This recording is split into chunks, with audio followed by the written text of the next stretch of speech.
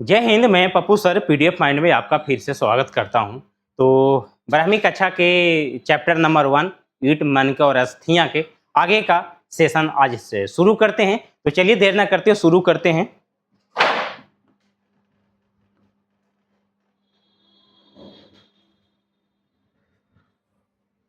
चलिए, हम लोग को पढ़ना था हड़प्पा सभ्यता। हड़प्पा सभ्यता में हम लोग क्या पढ़ रहे थे? तो हड़प्पा सभ्यता में हम पढ़ रहे थे कि हड़प्पा सभ्यता का खोज कैसे हुआ, कहाँ हुआ, उसमें पिछले वाले क्लास में पढ़े कि नगर नियोजन क्या था, जल निकास प्रणाली किस तरह से होता था। जो हमारे चैनल से नए जुड़े हैं वो जाकर पीछे के वीडियो आप देख सकते हैं। आज पढ़ना है एक उन्नत अर्थव्यवस्था का ब्लूप्रिंट। कहने का मतलब है कि हड़प्पा सभ्यता में हड़प्पा सभ्यता को एक मजबूत अर्थव्यवस्था बनाने में क्या क्या भागीदारियां सहयोग किया। मतलब कि हड़प्पा सभ्यता जब विकसित हुआ, जब हड़प्पा सभ्यता का विकास हुआ, जब हड़प्पा सभ्यता जब खुशहाल जिंदगी जी रहा था वहां के जब लोग हड़प्पा सभ्यता के लोग, तो हड़प्पा सभ्यता सिंधु घाटी सभ्यता के अर्थव्यवस्था मजबूत किस प्रकार से हुआ, क्या क्या कामें किया गया जो अर्थव्यवस्था वहां मजबूत हुआ। तो वहां कृषि क्या किया गया? कृषि को प्राथमिकता दिया गया। शिल्प, शिल्प के मतलब होता है कलाकार। क्या? कलाकार। आप मिट्टी की बर्तन बनाना, आप शिल्पकार उसको कह सकते हैं। फर्नीचर का बर्तन बना देना, कोई वस्तु बना देना, कोई नया नया पदार्थ बना देना, उसे कहते हैं शिल्प। तो फिर जल प्रबंधन, जल प्रबंधन, जल का प्रबंध कैसे कर सकते हैं? आत्मनिर्भर प्रणाली का विश्लेषण। कहने का मतलब क्या हुआ कि हड़प्पा सभ्यता के जो लोग थे वो कृषि पर निर्भर थे, कृषि भी करते थे, शिल्पकार भी करते, कलाकारी भी जानते थे, और जल प्रबंधन, जल प्रबंधन मतलब जल का भी प्रबंध करते थे। तो आत्मनिर्भर बना, इस पर कृषि पर भी आत्मनिर्भर था। हड़प्पा सभ्यता के लोग कृषि पर भी आत्मनिर्भर थे। क्या? कृषि पर भी आत्मनिर्भर थे, कृषि पर भी आत्मनिर्भर थे, शिल्प पर भी आत्मनिर्भर थे, और जल प्रबंधन पर भी आत्मनिर्भर थे। अनाज पैदा करने के लिए किसी दूसरे पर निर्भर नहीं होते थे, जल के लिए, पानी के लिए दूसरे पर निर्भर नहीं होते थे। और कृषि, शिल्पकार में कारीगरी पर, मिट्टी का अगर बर्तन बनाना है तो किसी दूसरे पर निर्भर नहीं होते थे। हड़प्पा सभ्यता के लोग ये सारी काम जानते थे, ये सारी काम जानते थे। कौन? हड़प्पा सभ्यता के लोग ये सारी कामें जानते थे। देखिए, ये बैल है, ये बैल है, ये हाथी है, ये घोड़ा है, तो ये पता न कौन सा लिपि में लिखा गया है, क्या लिखा गया है, इसको आज तक पढ़ा नहीं जा सका। तो जो नहीं पढ़ा जा सका, इसीलिए तो कहा जाता है, इसीलिए को कहा जाता है कि यहाँ का जो लिपि है, ये लिपि जो है वो आप पठनीय है। क्या है? आप पठनीय। तो हड़प्पा सभ्यता के लिपि कैसी है? तो आप पठनीय है। चलिए आगे चलते हैं। समृद्धि के 3 मुख्य स्तंभ थे। अब कह रहा है कि हड़प्पा सभ्यता के विकास में, हड़प्पा सभ्यता बहुत इंपॉर्टेंट टॉपिक है, बहुत ही लाजवाब टॉपिक है, हर बार क्वेश्चन परीक्षाओं फंसता है यहाँ से। तो आप लोग अच्छे, बेहतर, अच्छे अंक लाने के लिए अगर पढ़ना चाहते हैं तो इस वीडियो को आप जरूर से जरूर देखें और दूसरों के साथ शेयर जरूर करें। आप लोग हमें सपोर्ट कीजिएगा तो हम बेहतर से बेहतर कंटेंट आप लोग के बीच ला सकते हैं। तो चलिए, कह रहा कि समृद्धि के 3 मुख्य स्तंभ क्या है। कहने का मतलब क्या हुआ कि हड़प्पा सभ्यता के लोग, हड़प्पा सभ्यता के लोग जब विकसित हुए, क्या हुए? जब विकसित हुए, जब विकास करने लगा, तो हड़प्पा सभ्यता के विकास में 3 गो जो मुख्य अंग है वो बताइए कि हड़प्पा सभ्यता के लोग क्या क्या वो 3 काम करते थे जेकरा से वो, जिसको से वो मतलब कि विकसित किए, और हड़प्पा सभ्यता के जो अर्थव्यवस्था था वो मजबूत कैसे हुआ। तब भारत के हड़प्पा सभ्यता की जो अर्थव्यवस्था है वो मुख्य तीन अंग को लेकर के वो विकसित हुआ, मुख्य 3 काम करते थे। पहला था जल प्रबंधन एवं बुनियादी ढांचा। जल प्रबंधन एवं बुनियादी ढांचा के मतलब का हुआ कि जल प्रबंध जब होता था ये सिंचाई करते थे। क्या करते थे? जल से सिंचाई करते थे, और नहर निकालते थे। जब देखे कि हड़प्पा सभ्यता में पानी की कोई कमी नहीं है, पानी बहुत ज्यादा मात्रा में है, तो वहां के लोग कहे कि जब पानी है ही है, जमीन है ही उपजाऊ जमीन जब है ये है, सिंधु घाटी के सभ्यता के किनारे वाला जितना भी गांव था ना, शहर था ना, वो सारे के सारे बहुत उपजाऊ था। तो जब सोचे कि जब पानी है ये है, मिट्टी उपजाऊ है ये है, तो हम खेती क्यों ना करें। तो खेती करने के लिए जल का प्रबंध किया और सिंचाई का व्यवस्था किया। और सिंचाई का व्यवस्था कैसे किया, तो एक नहर का खुदाई करवाया और नहर का खुदाई कर करके और नदियों से उसको जोड़ दिया, क्योंकि अक्सर नहरों को नदियों से जोड़ा जाता है। तो सिंचाई का व्यवस्था किया और नहर प्रणाली विकसित किया। पहला हड़प्पा सभ्यता के लोग जो 3 मुख्य काम जो करते थे, ओकरा पहला काम ही किया कि जल का प्रबंध किया। क्या किया, जल का प्रबंध किया। और जल का प्रबंध करने के बाद सोचा कि अब सिंचाई करते हैं, तो सिंचाई के लिए एक नहर का व्यवस्था किया और उस नहर को 12मासी नदी के साथ जोड़ दिया गया, जिस नदी में 12 महीना क्या हो, जल हो। दूसरा था कृषि एवं पशुपालन। अब कृषि करने लगा, जब जल आइए गया, जब जल मेरे पास है ये है तो हम कृषि कर लेंगे, जब जल पानी मेरे पास है ये है तब पशुपालन कर लेंगे, पशुपालन कर लेंगे। क्यों नहीं करें भाई, जब मेरे पास व्यवस्था है तो हम क्यों नहीं करेंगे। आप लोग के पास अगर पढ़ने का सारा सुविधा है तो आप क्यों नहीं पढ़िएगा। अगर फिर भी अगर नहीं पढ़ पा रहे हैं तो ये तो बेवकूफी है। आज के जमाने में सारे सुविधा मिलने के बाद भी जो नहीं पढ़ पा रहा है, उससे दुनिया में मूर्ख तो कोई हो ही नहीं सकता है। खाद्य सुरक्षा और पशु बल, मतलब कि खाद्य सुरक्षा और पशु पर बल दिया गया, जानवर पालने पर बल दिया गया। जमीन है, घरें बना लिए हैं, जल निकास प्रणाली है, पानी है, जमीन है, तो हम क्यों नहीं पालन करेंगे पशुपालन भाई। तो पशुपालन पर बल दिया गया। दूसरा तीसरा काम था विनिर्माण एवं शिल्प। विनिर्माण के मतलब होता है पुनः निर्माण। क्या, पुनः निर्माण, पुनः निर्माण या नए वस्तु का बनाना, नए वस्तु बनाना। क्या कहा जाएगा, नए वस्तु बनाना। विनिर्माण के मतलब होता है नया वस्तु बनाना। तो धातु या मिट्टी का मन के उद्योग बनाना। कहने का मतलब कि शिल्प मतलब क्या होता है, शिल्पकार उसको कहते हैं जो धातु या मिट्टी या लकड़ी का कोई नया नया वस्तु बनाना जानता है। तो जो नया नया वस्तु बनाना जानता है उसी को शिल्पकार कहते हैं। तो विनिर्माण में क्या क्या होता था, विनिर्माण होता था कि या तो धातु या तो मिट्टी या तो मनके बनाते थे। अब ये सभी बनाने के लिए एक उद्योग का स्थापित किया गया। क्या स्थापित किया, उद्योग स्थापित किया है, कारखाना स्थापित किया गया है। हम बोले थे कि मनके कहते किसको है, मनके किसको कहते हैं, तो धागा किसी भी धातु या हाथी दांत या पत्थर में छिद्र करके ओकर में धागा पिरो करके जो मालाएं बनाई जाती है, जो आभूषण बनाई जाती है धागा पिरो करके, उसी को कहते हैं मनके। तो हड़प्पा सभ्यता के लोग जो समृद्ध हो, हड़प्पा सभ्यता का विकसित करने में, हड़प्पा सभ्यता के लोग जो विकास किए उसमें 3 गो स्तंभ मुख्य रूप से था। पहला था जल प्रबंधन एवं बुनियादी ढांचा, यानी कि कहने का मतलब का कि जब पानी है तो सिंचाई की व्यवस्था कर दो।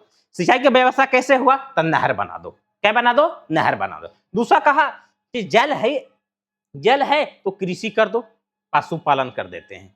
तीसरा कहा कि विनिर्माण एवं शिल्प उद्योग, जब मेरे पास नॉलेज है, जब मेरे पास जानकारी है तो हम विनिर्माण करेंगे, नए नए वस्तु बनाएंगे और नए नए वस्तु बनाकर हम व्यापार करेंगे। तो ये बहुत अच्छा था कि समृद्धि के 3 मुख्य स्तंभ क्या है। कहने का मतलब कि हड़प्पा सभ्यता के समृद्धि में, हड़प्पा सभ्यता के विकास के स्तंभ में ये 3 स्तंभ बहुत इंपॉर्टेंट था। आप लोग इसको स्क्रीनशॉट ले सकते हैं। चलिए आगे चलते हैं, ऐसे भी आप ले सकते हैं 3 उपाय। चलिए आगे चलते हैं। जल प्रबंध एवं जीवन का स्रोत क्या है, जल प्रबंध एवं जीवन स्रोत।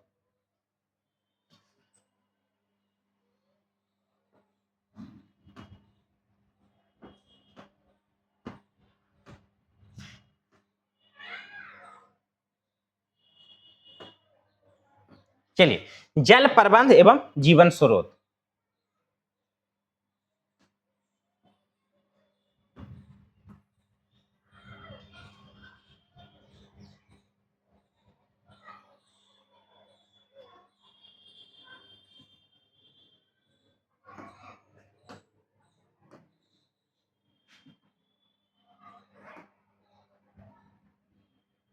चलिए, जल प्रबंध एवं जीवन स्रोत, जल का प्रबंध और जीवन का स्रोत। कहने का मतलब है कि जल का प्रबंध किस तरह से किया गया और जीवन कैसे चला। हड़प्पा सभ्यता के लोग जल का प्रबंध कैसे किए, कहां से जल लाएं, कैसे कैसे लाएं, अब उसका विश्लेषण अब करने जा रहे हैं।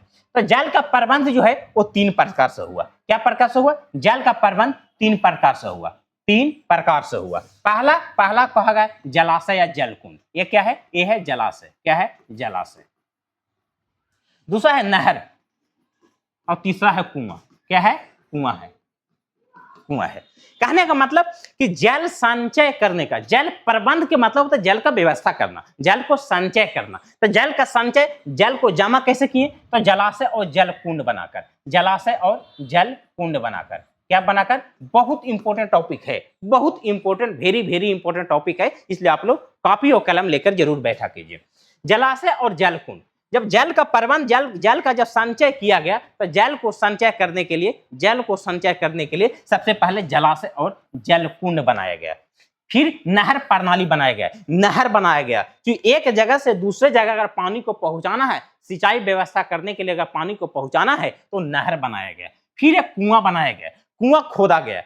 कुआं, बरसात का पानी जब कुएं में जाएगा तो कुआं में जाकर पानी जमा होगा और जरूरत के अनुसार उस पानी को हम वहां से निकाल करके हम सिंचाई व्यवस्था में लगा सकते थे। फिर जल कुंड जो है वो कहां से आता था? तो वर्षा के पानी संग्रह होता था। जल कुंड या जलाशय में कहां से पानी आता था? तो जल कुंड और जलाशय में वर्षा का पानी आता था। कहां का पानी आता था? वर्षा का पानी आता था। और वर्षा का पानी कहां जाता था? कृषि और घरेलू उपयोग में चला जाता था। अब ध्यान से सुनिएगा, जल प्रबंधन 3 प्रकार से हुआ। जलाशय में पानी कहां से आया? वर्षा का पानी फिर कहां उपयोग हुआ? तो कृषि और घरेलू उपयोगों में इसका प्रयोग किया गया। एक सेकेंड,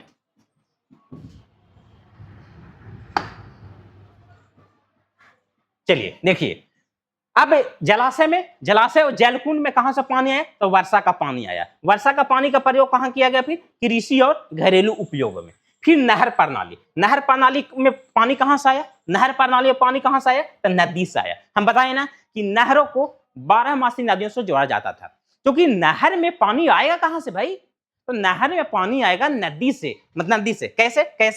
ध्यान से सुनिएगा। मान लो कि नदी आया, ये क्या है? ये नदी है, ये नदी। अब ये नदी इस ओर चला गया, ध्यान से सुनिएगा। ये नदी है, ये नदी इस ओर जाता है, ठीक है, इस ओर जाता है। हमको मन किया कि इधर में हम नहर बना दें। क्या बना दें? इधर नहर बना दें, यहाँ नहर बना दिया। और ये नदी है, ये नहर है। इस नहर में पानी तबे आ सकता है जब इस जगह पर, नदी पर हम डैम बनाएंगे, अब जब इस नदी पर डैम बनाने के बाद जब इस नदी को, पानी को यहाँ डैम के सहायता से अगर रोक देंगे ना, तब पानी ऑटोमेटिक इसमें चला आएगा।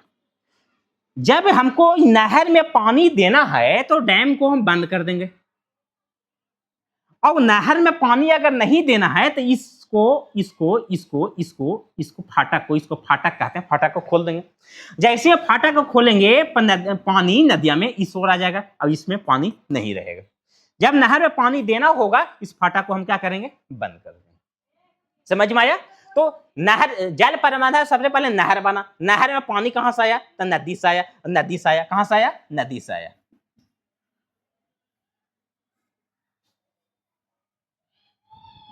देखिए, नहर प्रणाली, नहर में पानी कहां से आया? नदी से आया। और नदी में पानी कहां से आया? नदी का पानी फिर खेतों का नियंत्रित वितरण में खेतों तक पहुंचाया गया। नदी का पानी, नहर में पानी कहां से आया? नदी से। और इस पानी को फिर कहां पहुंचाया गया? तो खेतों तक पहुंचाया गया।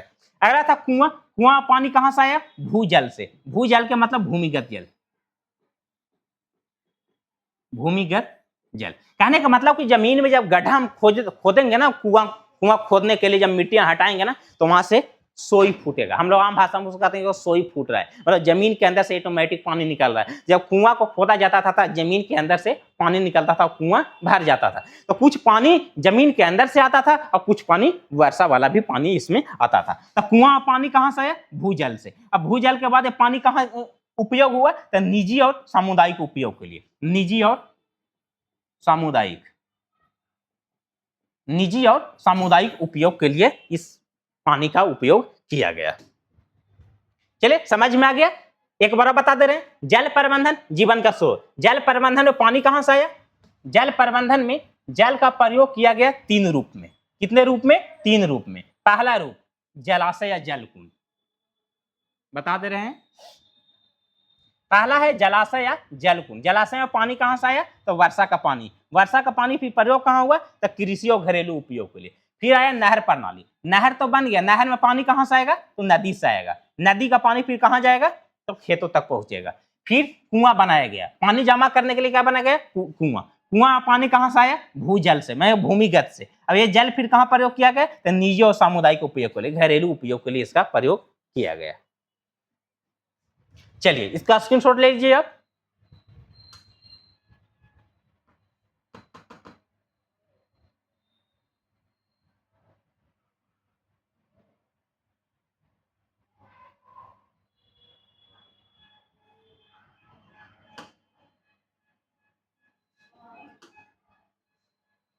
चलिए क्या गाना गाना सुनाऊं? चलिए गाना सुनाते हैं।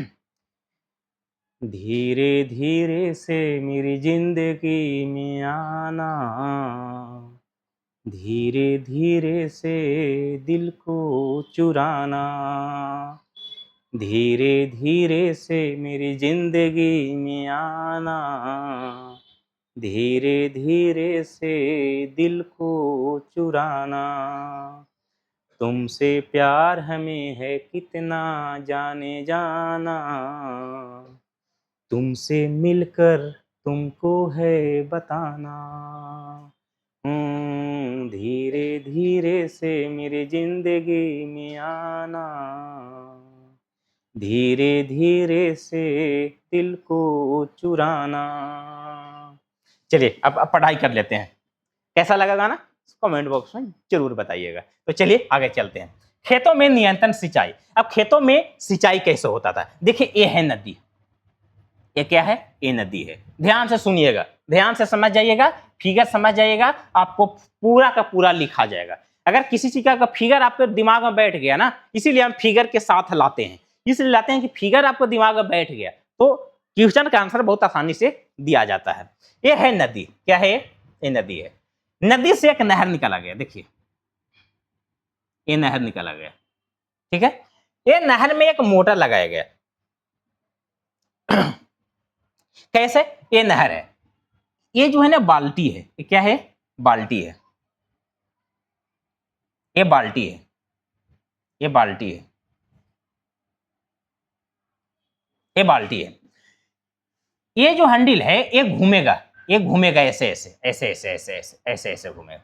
यहां से जो पानी आ रहा है ये जैसे जैसे ऐसे घूमेगा इस बाल्टी में पानी भरेगा। ध्यान से सुनिएगा, ये घूमेगा तो जैसे ये घूमेगा ये बाल्टी में, यहाँ से जो पानी आ रहा है ये बाल्टी में भर जाएगा, ये बाल्टी में पानी भरेगा। और बाल्टी में पानी भरने के बाद एक गोले गोले घूमेगा, यहाँ से पानी भरते जाएगा और ये बाल्टी ऊपर जाके इधर पानी फेंक देगा, यहाँ पानी गिरा देगा।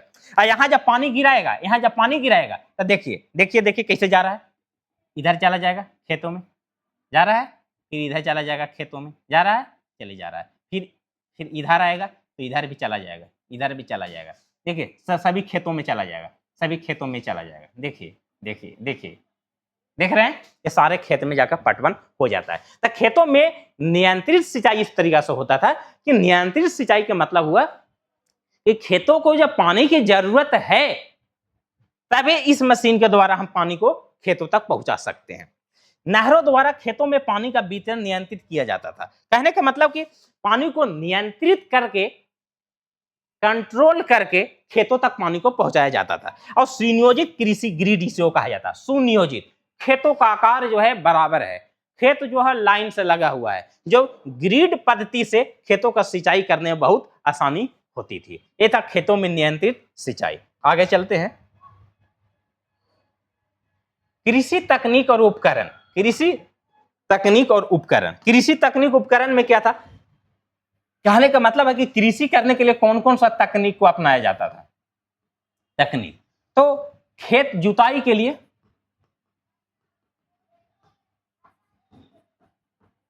खेत जुताई के लिए हल का प्रयोग करते थे, कच्ची का हल का प्रयोग करते थे। और फसल काटने के लिए,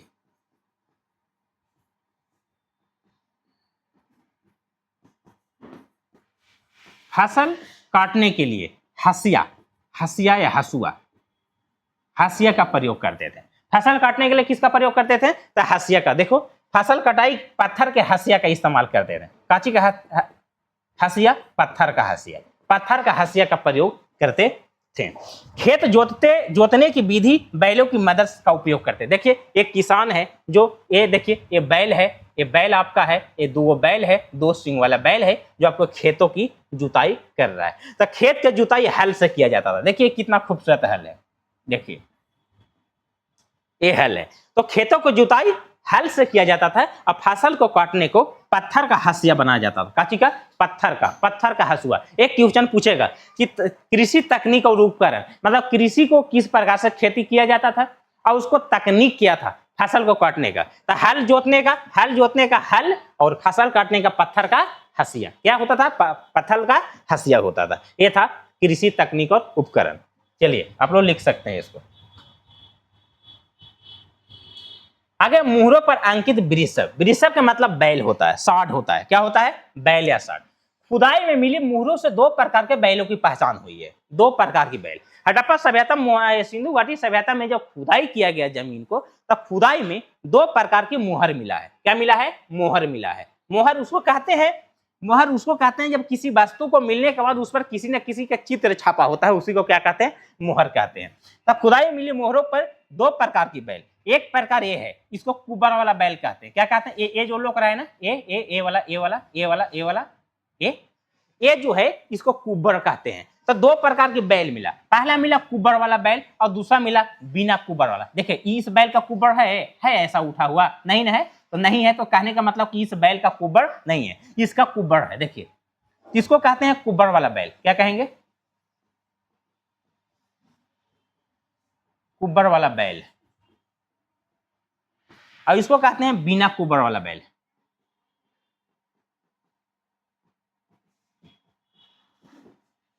बिना कुबर वाला बैल। तो हड़प्पा से क्वेश्चन पूछेगा, बड़ा इंपॉर्टेंट है, वेरी इंपॉर्टेंट है। डबल स्टार ट्रिपल स्टार लगा सकते हैं आप लोग। एक क्वेश्चन पूछता है कि हड़प्पा सभ्यता की खुदाई में, सिंधु घाटी के सभ्यता के खुदाई में जो बैल मिली है वो क्या गो मिला है? तब बैल दो प्रकार के मिला है। पहला जो कुब्बर वाला बैल, जेकर गर्दन के पीछे पूरा ऊंचा उठा होता है, देख लीजिए है उठा हुआ।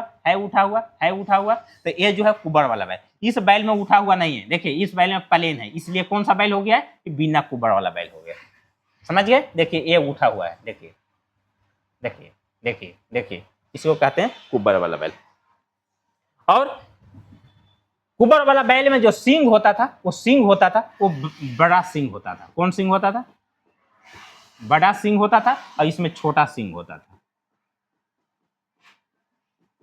छोटा सींग होता। देखिए ये वाला बैल को सींग देखिए कितना बड़ा है ना? देखिए कितना बड़ा सींग है। अब इसको देखिए, इसको छोटा सींग है। तो जो बैल कुब्बर वाला बैल होता था उसका सींग भी बहुत बड़ा होता था, भयानक होता था। और जो बिना कुब्बर वाला बैल होता था उसका सींगवा भी छोटा होता था। समझ गए आप लोग? चलो स्क्रीनशॉट ले लीजिए।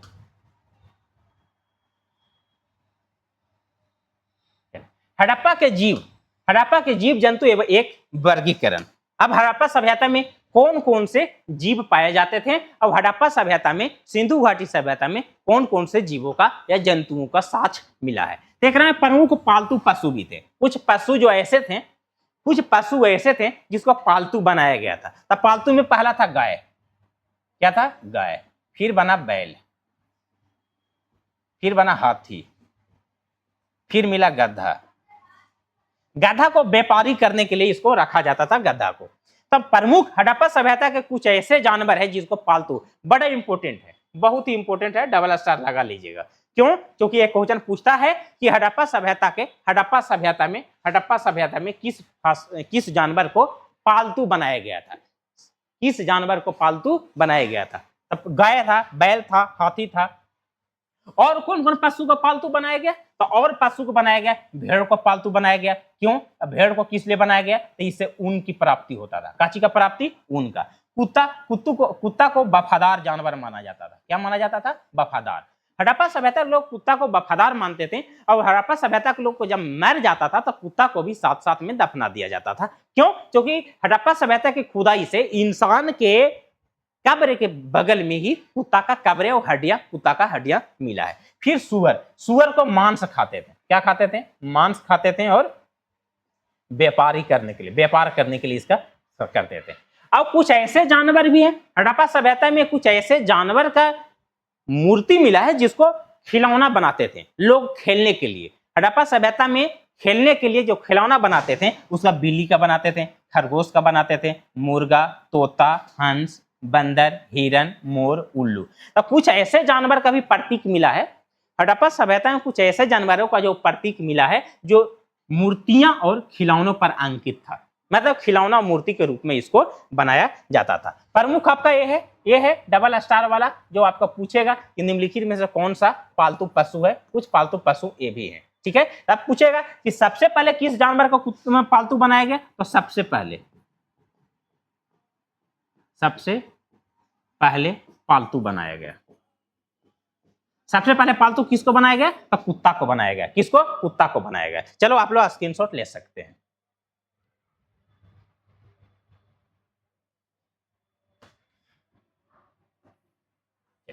आगे विनिर्माण और शिल्प उद्योग। विनिर्माण और शिल्प उद्योग, विनिर्माण का मतलब होता है, विनिर्माण का मतलब होता है पुनः नया वस्तु को बनाना। विनिर्माण का मतलब था पुनः निर्माण करना, पुनः निर्माण करना, पुनः निर्माण करना। कपड़ा उद्योग, जैविक कारीगरी या मनके उद्योग। हम बताएं कि कपड़ा उद्योग में एक धागा, कपड़ा उद्योग कपास से बनता था। काची से? कपास से। कपास से क्या बना? तो रुई बना। क्या बना? रुई। रुई से क्या बना? धागा। और धागा से क्या बन गया? कपड़ा। क्या बना? कपड़ा बना। कपड़ा उद्योग कैसे बनता था? सबसे पहले कपास को उत्पादन किया गया। सबसे पहले क्या काची का? कपास का। कपास से क्या बना? रुई बना। रुई से क्या बना? धागा। क्या बना? धागा। धागा। और धागा से क्या बन गया? कपड़ा बन गया। तो कपड़ा उद्योग इस प्रकार से। देखो खुदाई में तकली और सुई मिली है। लोग सूती धागा काटते और कपड़ा बुनते थे। तकली का मतलब होता है, ये मान लो कि तकली ये लकड़ी है, एक में तो धागा लपेट के हम रखेंगे, धागा जो लपेट के रखेंगे इसको तकली कहा जाता है। क्या कहा जाता था इसको? देखो ये तकली है, देखिए ये तकली है, ये तकली है और ये जो है ये सुई है। क्या है? ये सुई है। तो हड़प्पा सभ्यता के खुदाई में तकली भी मिला और सुई मिला। तो तकली और सुई से पता चला कि पहले के लोग धागा से कपड़ा बुनते थे, कपड़ा के सिलाई करते थे। कपड़ा कहां से मिला? कपास से। कपास से क्या मिला? सुई। सुई से क्या मिला? धागा। धागा से क्या मिला? कपड़ा। जैविक कारीगरी, जैविक कारीगरी का मतलब होता है कि आप क्या हाथे से कौन सी कलाकारी जानते हो, हाथ से क्या बना सकते हैं। तो शंख बना सकते हैं, सीप, हाथी दांत से वस्तुएं और उपकरण बनाए जाते थे। सही बात है। हाथी दांत, देखिए ये हाथी दांत है, ये हाथी दांत, ये हाथी दांत से औजार बनाया जाता था। हाथी दांत से आभूषण बनाया जाता था। हाथी दांत से मनके बनाया जाता था। क्या बनाया जाता था? हाथी दांत से। हाथी दांत से औजार बनाया जाता था। औजार, औजार, मनके, औजार और मनके प्रमुख रूप से बनाया जाता था। मनके उद्योग क्या था? तो मनके उद्योग था, हम बोले थे कि धातु हो या मिट्टी का बर्तन, मिट्टी हो या धातु हो या पत्थर हो या हाथी के दांत हो, उसमें छिद्र करके जो माला बना दिया जाता था, माला जो बना दिया जाता था उसी को मनके कहते हैं। देखिए मालाएं, देखिए मालाएं हैं। आभूषणों के लिए मनकों का बड़े पैमाने पर उत्पादन किया जाता था। आभूषण बनाने के लिए हम बोले कि मनके से क्या बनाया जाता था? आभूषण। ये देखिए मनके से क्या बनाया जाता था? मनके से क्या बनाया जाएगा? तो मनके से आभूषण बनाया जाता था। क्या बनाया जाता था? आभूषण। आभूषण। तो जो मनके से आभूषण बनाया जाता था, तो इसलिए मनके का बड़े पैमाने पर उत्पादन किया जाता था। मनके को बड़े पैमाने पर इसका उत्पादन किया जाता था। चलिए आप लोग इसका स्क्रीनशॉट, ऐसे भी स्क्रीनशॉट ले सकते हैं, ले लिए, और नहीं तो फिर आप ऐसे ले लीजिए, इसको हटा दे रहे हैं। चलिए अब ले लीजिए, आपको समझ में आ रहा है। बहुत इंपॉर्टेंट है विनिर्माण और शिल्प उद्योग। क्वेश्चन पूछेगा कि विनिर्माण, हड़प्पा सभ्यता के विनिर्माण और शिल्प उद्योग से आप क्या समझते हैं, तो आप लोग इसको लिख सकते हैं कि कपड़ा उद्योग कैसे बनता था। कपड़ा को खुदाई में तकली और सुई मिली है, देखा पता चलता है कि सूती वस्त्र, धागा काटते थे और कपड़ा बुनते थे। फिर जैविक कारीगरी, फिर मन के उद्योग में आप लोग लिख सकते हैं। चलिए आगे चलते हैं।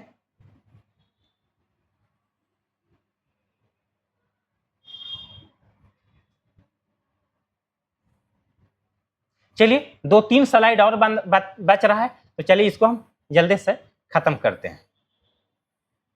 चनहुद्रो एक शहर था हड़प्पा सभ्यता के, सिंधु घाटी सभ्यता के बहुत ही फेमस जो एक शहर था, उसको नाम था चनहुद्रो। क्या था? चनहुद्रो। प्राचीन भारत का औद्योगिक केंद्र इसको माना गया। इसको क्या कहा गया? प्राचीन भारत का औद्योगिक केंद्र। कहने का मतलब क्या हुआ कि औद्योगिक केंद्र मतलब कि प्राचीन समय में सबसे ज्यादा उद्योग जो था, सबसे ज्यादा जो कारखाना था, वो चनहुद्रो में ही था। कहाँ था? चनहुद्रो में। चनहुद्रो में मानके बनाने का एक पूरा कारखाना मिला है। यह दर्शाता है कि उत्पादन छोटे स्तर पर नहीं बल्कि एक व्यवस्थित उद्योग के रूप में होता था। कहने का मतलब क्या है कि सिंधु घाटी सभ्यता में एक ऐसा शहर है जिसको नाम है चनहुद्रो, जहां से बहुत सारा चीज मिला। लिपस्टिक मिला, कंघी मिला, ऐनक मिला, मतलब कि आभूषण का जितना श्रृंगार का जितना सामान है सब चनहुद्रो से मिला है। तो कह रहा था कि कहने का मतलब हुआ कि चनहुद्रो में जो कारखाना मिला है छोटा मोटा नहीं मिला है, एक व्यवस्थित रूप में मिला है, मतलब कि बहुत बड़ा मिला है। जगह पर देखिए कारखाना देख रहे हैं, देखिए, वाओ माय गॉड, उस समय भी कारखाना भी था। सोचिए अभी के समय में ही कारखाना नहीं है, उस जमाने में भी कारखाना हुआ करता था, एक व्यवस्थित उद्योग के रूप में होता था। चनहुद्रो में जो मानके बनाने के जो कारखाना मिला वो छोटा मोटा नहीं है, वो बहुत बड़े स्तर पर कारखाना मिला है, जहां बहुत सारा आभूषण का सामान बनाया जाता था, श्रृंगार का सामान बनाया जाता था। कहाँ? चनहुद्रो में। चनहुद्रो में काची काची मिलता था? श्रृंगार वस्तु और आभूषण की वस्तु, दो प्रकार की वस्तु बनाया जाता था। चलिए आगे चलते हैं, स्क्रीनशॉट ले लीजिए इसको आप। कुंभकारी मिट्टी का कला और नियोजन। मिट्टी का कला नियोजन देखिए ध्यान से, क्या है? कुंभकारी मतलब कुम्हार द्वारा बनाया गया सामान। कुंभकारी मिट्टी का कला और नगर नियोजन। देखिए कितना खूबसूरत चाक से, ये देखिए कितना खूबसूरत वस्तु बनाया गया। देखिए वाव वाव, देखिए कितना खूबसूरत खूबसूरत है। देखिए देखिए देखिए देखिए देखिए, ये है कुंभकारी। नगर नियोजन देखिए, नगर नियोजन कैसा है, इसको हम ऊपर ले जाकर दिखाते हैं आपको। निर्माण विधि, निर्माण विधि मतलब कि कैसे निर्माण विधि, कुम्हार चाक का उपयोग करते थे, जबकि कुछ वस्तुएं हाथ से भी बनाई जाती थी। मिट्टी का बर्तन बनाने के लिए कुम्हार चाक का प्रयोग करते थे। काची का प्रयोग? चाक का प्रयोग करते थे, चाक का प्रयोग करते थे। और कुछ वस्तुएं ऐसी भी होती थी जो हाथों से बनाई जाती थी। औद्योगिक जोनी, मोहनजोदड़ो में कुम्हारों का एक अलग मोहल्ला मिला है जो उनको उन्नत नगर नियोजन को प्रमाणित करता है। कहने का मतलब क्या है कि मोहनजोदड़ो में कुम्हारों के लिए एक नया अलग मोहल्ला मिला, एक अलग मतलब का सेक्टर मिला है, जहाँ पर सिर्फ कुम्हार ही लोग रहते थे। और वहाँ पर जो खुदाई किया गया वो कुम्हार के द्वारा बनाया गया ही वस्तु ज़्यादातर मिला है, और कुम्हारों के जीवन शैली को दर्शाता है। इसे अनुमान लगाया गया कि मोहनजोदड़ो में, कहाँ? मोहनजोदड़ो में, मोहनजोदड़ो में एक कुम्हारों का एक सबूत मिला है। आगे है स्वर्णकार और धातु अनुप्रयोग। स्वर्णकार के मतलब होता है, स्वर्णकार के मतलब होता है सोना का, और धातु अनुप्रयोग मतलब धातु का प्रयोग कैसे किया जाता था। स्वर्णकार तो सोना स्वर्णकार में क्या चीज? सोना। सोना से केवल क्या बनाया जाता था? केवल आभूषण। चांदी से आभूषण और बर्तन। तांबा और कांच से मानव और पशु मूर्तियां। कहने का मतलब सेम हुआ कि जब स्वर्णकार धातु का अनुप्रयोग, कहने का मतलब कि सोना और धातु का प्रयोग किस किस रूप में किया जाता था। मतलब कि सोना है तो सोना को हम काची बना देंगे, चांदी है तो चांदी से काची बनाएंगे, तांबा है तो तांबा से काची बनाएंगे। तो कह रहा है कि सोना से क्या क्या, सोना से हम क्या बना सकते हैं? केवल आभूषण।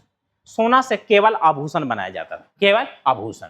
चांदी से क्या बनाते थे? तो आभूषण और बर्तन दोनों, आभूषण भी बना लिया और बर्तन भी। तांबा से क्या बनाते थे? तो मानव पशु मूर्तियां, औजार, हथियार, बर्तन, प्रसाधन एवं सामग्री। कहने का मतलब क्या कि तांबा से ना, तांबा और कांच से हथियार भी बना दिए, मानव और पशु की मूर्तियां भी बना दिए, और हथियार भी बना दिए, बर्तन भी बना दिए, प्रसाधन वाला सामग्री भी बना दिए।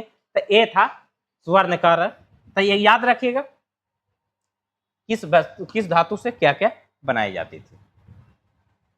आगे उन्नत धातु उद्योग, चादर बनाने की कला। क्या है? चादर बनाने की कला। चादर बनाने की कला के मतलब है कि उन्नत धातु, अच्छे किस्म के जो धातु होते थे, अच्छे किस्म के जो धातु होते थे उसको से क्या क्या बनाया जाता था। तो एक होता था कच्ची धातु, पीटने की प्रक्रिया, धातु को पीट कर पतली चादर में बदलना। कहने का मतलब है ये धातु है, क्या है? ये धातु, ये बहुत बड़ा धातु है, कच्चा धातु है, इसको पीटा गया। देखिए इसको पीटा गया, पीट करके इसको छोटा बना दिया गया, छोटा बना दिया गया, छोटा बनाकर इसको पचका दिया गया और पचका करके एक बर्तन बना दिया। देखिए ये बर्तन बना दिया।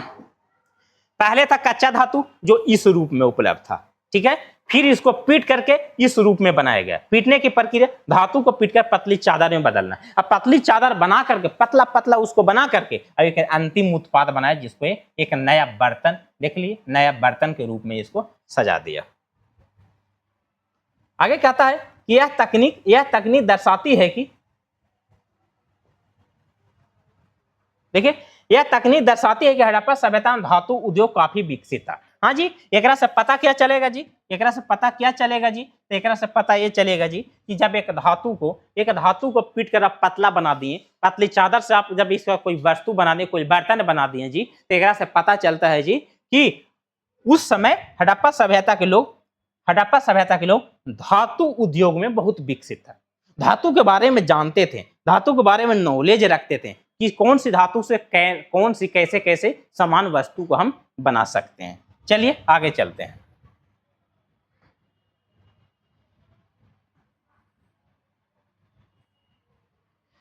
आगे है हड़प्पा सभ्यता। क्या है? हड़प्पा सभ्यता का आत्मनिर्भर अर्थव्यवस्था। हम तो बोले कि हड़प्पा सभ्यता जो है, हड़प्पा सभ्यता सिंधु घाटी सभ्यता का जो अर्थव्यवस्था था वो आत्मनिर्भर था, वो किसी दूसरे पर निर्भर नहीं रहते थे, क्योंकि हड़प्पा सभ्यता विकसित ही इतना था।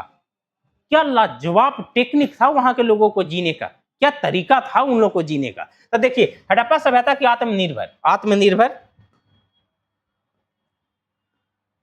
हड़प्पा सभ्यता की आत्मनिर्भर अर्थव्यवस्था, उन्नत जल प्रबंध। अब सही बात है, उन्नत जल प्रबंध कहने का मतलब क्या हुआ कि अर्थव्यवस्था मजबूत करने में हड़प्पा सभ्यता के लोग के पास जल की कमी नहीं था, बहुत बेहतरीन तरीका से जल को सुनियोजित किया था, जल का प्रबंध किया था, जल का संचय किया था बहुत अच्छा तरीका से। तो जल प्रबंध देखिए कृषि के लिए सुरक्षित जल, कृषि एवं पशुपालन में अधिशेष, फिर आया संसाधन और समय की उपलब्धता, फिर शिल्प एवं उद्योग का विकास हुआ, फिर बुनियादी ढांचे की आवश्यकता हुआ, बुनियादी ढांचे, और एक समृद्ध नगरीय सभ्यता बना। क्या बना? समृद्ध नगरीय व्यवस्था बना। अब कैसे बना एक बार फिर से आप लोग देख लीजिए।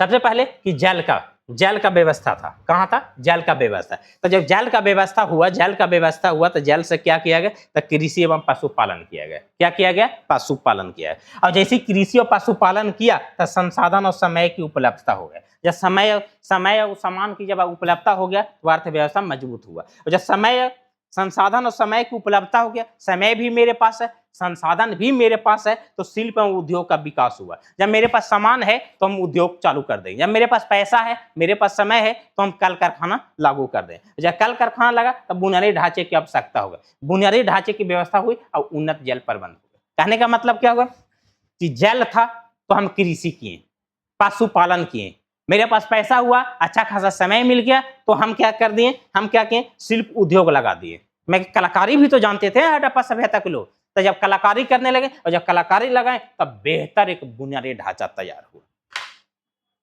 लोग अमीर थे, लोग ज्यादा गरीब भी नहीं थे, लेकिन खुशहाल जीवन बिताते थे।